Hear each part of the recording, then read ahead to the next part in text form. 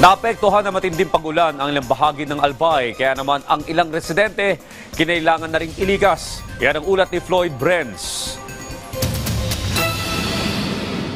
Nirespondehan ng mga otoridad ang dalawang natrap sa Marigong, Bongapawa dulot ng malakas na ulan at tumaas na tubig. Kasama sa operasyon ang Manito MDRRMO, BFP at Coast Guard. Ayon sa Manito MDRRMO, nagkaroon ng landslide sa barangay Malubago at Sitio Buko na nagresulta sa pagkaaberya ng mga kalsada. Hindi pa madadaanan ang mga apektadong bahagi kaya't patuloy ang monitoring ng mga otoridad para sa kaligtasan ng mga residente at motorista. Samantala, isang landslide ang naitala sa dulong bayan ng Barangay Itba, kaya inilikas ang mga residente mula sa Purok 8 patungo sa Barangay Hall para sa kanilang kaligtasan. Patuloy ang mga hakbang ng MDRRMO upang matugunan ang mga epekto ng kalamidad. Floyd Brenz para sa Pambansang TV sa Bagong Pilipinas.